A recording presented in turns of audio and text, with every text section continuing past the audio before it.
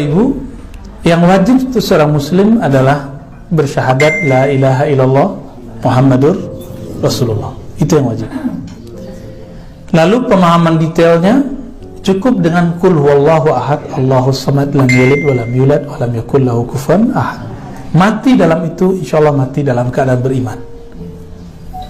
Tapi kalau masuk ke ranah keilmuan, la ilaha illallah, kul huwallahu ahad, itu ada ulama yang menjelaskannya. Apa maknanya itu? Dalam perjalanan itu muncullah kemudian pemahaman-pemahaman yang beragam. Dan itu sudah keniscayaan, udah keharusan. Memang dari sononya sudah begitu. Dari sananya sudah ditakdirkan umat ini begitu. Jadi nggak usah disesali. Umat kita akan berbeda-beda dan berpecah belah. Karena Nabi sendiri yang ngomong, Pak, sataftariku ummati ala salasi wa sab'ina firqa. Umatku akan terpecah jadi 73. Makanya saya tidak pernah berusaha menyatukan umat. Saya cuma mengislah. Islah itu mencari titik temu, sehingga kemudian saling faham. Kita nggak bisa mempertemukan umat. Palestinanya udah beda-beda, Pak. Di sononya juga beda.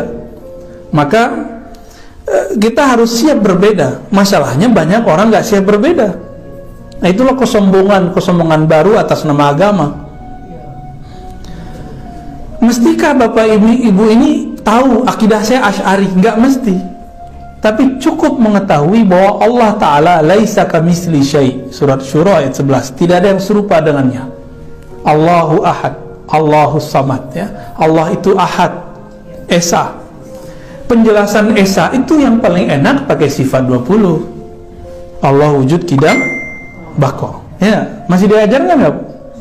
Masih hafal nggak? Anak-anak kita kayaknya udah nggak hafal, Bu. Ini dosa-dosa kita ini. Anak-anak kita sekarang udah ngerti. Di saat krisis begini, muncullah kemudian kelompok yang menyalahkan sifat 20. Tengku ini kan dia meyakini sifat 20. Allah wujud kidam bako. Nanti ada orang-orang yang sudah berpakaian ustadz, tapi dia tidak mengerti sifat 20, ngomong sifat Allah kok cuma 20. Tuh kan nggak ngerti kan? Tanya ke para tuangku, benar nggak sifat Allah 20? Kalau ada ustadz nih ngajarin sifat 20, enggak. Iya, itu cuma cara memahami sifat yang tiada batas itu. Kan pusing, Bu? Pusing nggak? Sifat Allah tiada batas. Gimana? Pusing nggak? Nah, biar rumusannya nggak salah faham, ulama kita merumuskan menjadi sifat 20. Bahkan yang diringkas sifat 13. Kalau saya cukup itu aja. Allah ahad, Allah samad, selesai. Sama ayat yang terakhir, lam yakun lahu kufuwan, udah selesai. Itu udah mencakup sifat 20.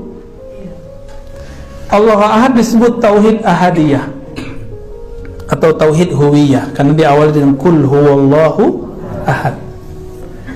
Ahad itu artinya satu tunggal dan tidak bisa digambarkan. Dia tidak berdiri pada sesuatu yang lain. Zatnya tidak terdiri dari partikel-partikel, ya. Banyak macam penjelasan ahad itu.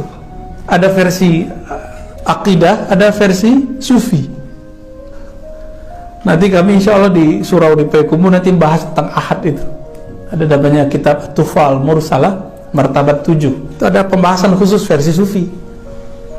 Ada yang versi Asy'ariyah, akidah Asy'ariyah. Itu cuma versi-versi untuk memahami dengan kuat kul huwallahu ahad itu gimana.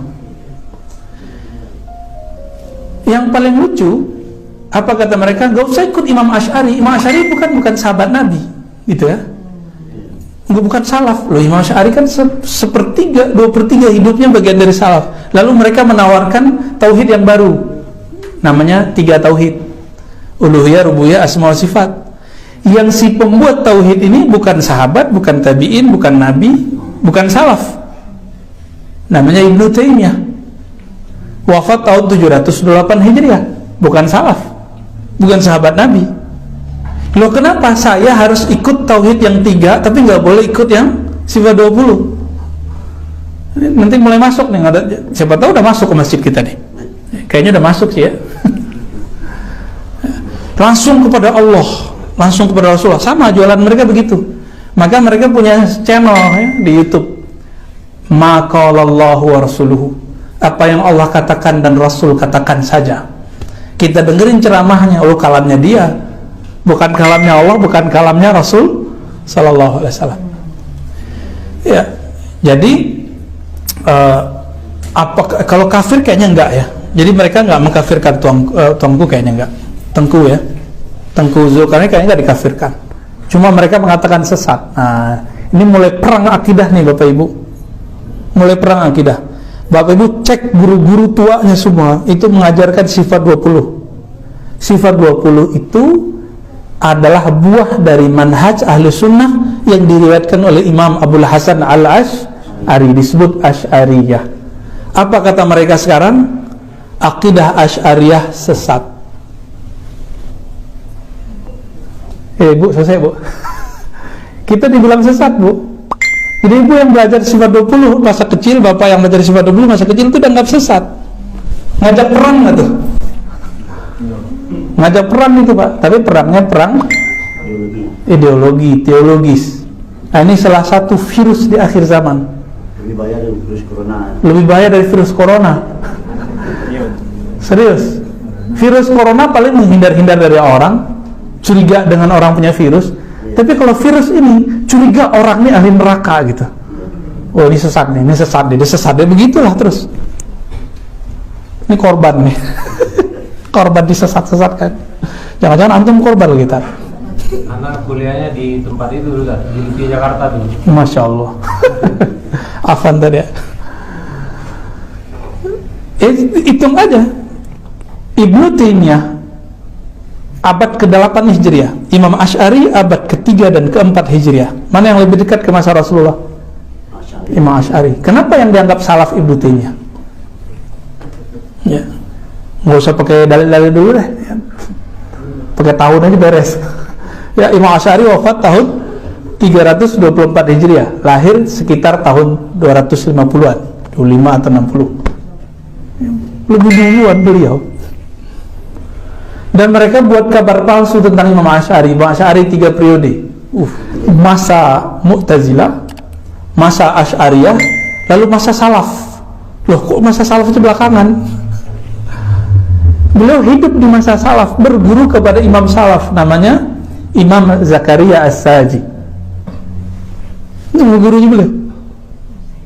Zakaria As-Saji, murid dari Imam Muzani. Muzani murid dari Imam Syafi'i. Imam Saji pun berguru kepada Al-Karabisi, kawan Imam Ahmad. Imam Karabisi dan Ahmad berguru ke Imam Syafi'i.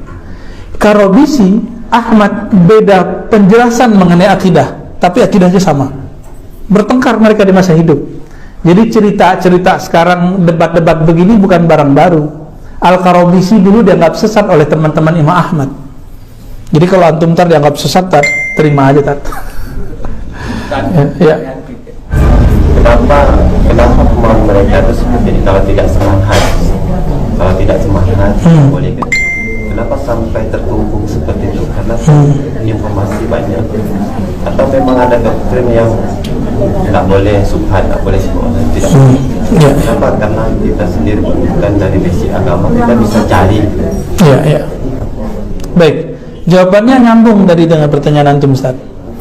Jadi tadi itu bukan hadis, tapi perkataan Imam Salaf Muhammad bin Sirin, temannya Hasan al-Basri. Beliau mengatakan, fanzur amman ta'khuzuna dinakum. Perhatikanlah kamu berguru kepada siapa. Nah, kalam ini dijadikan oleh mereka sebagai hujjah untuk tidak boleh berguru kecuali kepada yang sefaham dengan mereka. Ya. Maka kelompok tadi yang antum tanyakan, yang saya bedah di Tangerang ya, kitab Syekh Jum'ah menjawab Salafi Wahabi. Itu mereka punya doktrin tidak boleh berguru kepada selain ustadz mereka. Itu memang karena mereka punya beberapa kitab yang kita cek melarang al-julus ma'al bid'ah. Duduk bersama al-bid'ah dilarang, apalagi ngaji. Jadi ada doktrin begitu. Mereka ambil dari sikap Imam Ahmad, sikap Imam Salaf, tetapi konteksnya sudah berbeda. Dulu imam-imam itu tidak mau bermajelis dengan kelompok namanya Qadariyah yang menolak takdir. Kalam itu diambil, jangan duduk dengan ahli bid'ah, maksudnya kelompok Qadariyah. Mereka pakai sekarang jangan duduk bersama kelompok bid'ah, yaitu Asy'ariyah, Sufiyah. Bahkan mereka gagal paham, dikira Sufi itu Syiah. Syiah mana ada Sufi? Gak ada Sufi di Syiah. Syiah itu ajarannya irfani, namanya filsafat ketuhanan, ya, falsafah ilahiyah. Kalau di tasawuf itu masuknya ke Ahlus Sunnah wal Jamaah. Jadi memang mereka mendoktrin itu, nggak bisa ini. Memang mereka doktrin begitu, dan teksnya sudah banyak. Termasuk pimpinan-pimpinan yang sekarang itu nulis di buku-buku mereka begitu. Kalau ada jamaahnya bilang nggak ada, itu dia nggak ngerti gurunya berarti. Memang doktrinnya. Ya, hati-hati aja ya. Kalau bapak ibu kan masih dengar macam-macam ya. Siapa aja guru didengerin. Ya. Memang begitu seharusnya. Ya kan Ahlus Sunnah yang penting. Khalas, udah ya.